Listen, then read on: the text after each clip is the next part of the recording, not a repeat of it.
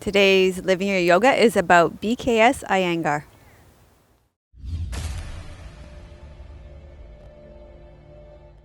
Hi, I'm Dr. Melissa West, and welcome to Living Your Yoga. Today I wanted to speak a little bit about B.K.S. Iyengar and his life, and why he was important to the world of yoga, particularly if you study yoga with me and practice Namaste Yoga.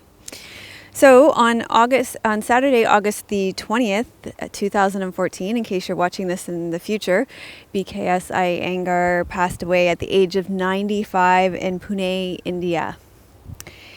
And perhaps on the heels of Robin Williams' death on August the 11th, 2014, I feel his passing received very little attention in the media.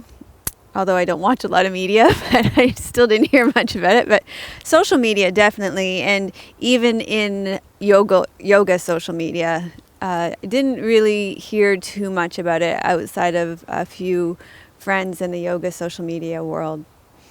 So today I want to speak a little bit about who he was and why he was so important to the world of yoga.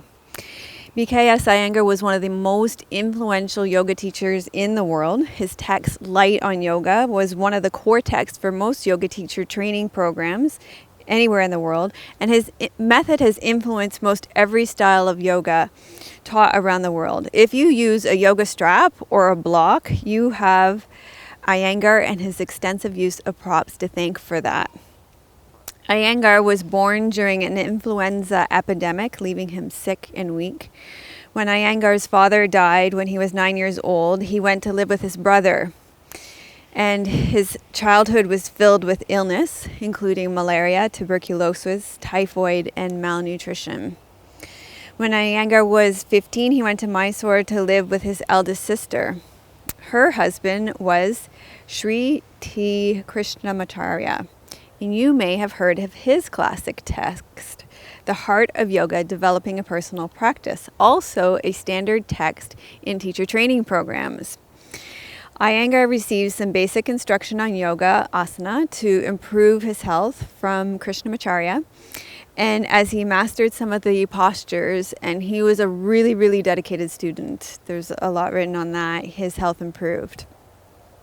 Hence, his focus on the therapeutic application of yoga. Often in interviews, Iyengar would speak to the importance of healing your body first. And this is a quote from him: "Health is a state of complete harmony of the body, mind, and spirit. When one is free from physical disabilities and mental distraction, the gates of the soul open." So he always believed in healing your body first. Iyengar's approach to yoga targeted various ailments, diseases, and disorders. Based on his own experience of healing himself through yoga, he dedicated his life to healing others through yoga by developing specific programs of yoga asanas to be adjusted based on a person's stage of recovery. So this little bit about B.K.S. Iyengar is all I wanted to share with you for today. In my next blog post, I will tell you a little bit more about him, as he has influenced the lineage of yoga from which I descend. So I'd love to hear a little bit from you about how Iyengar has influenced you and your yoga practice. Leave it in the comments below. Namaste.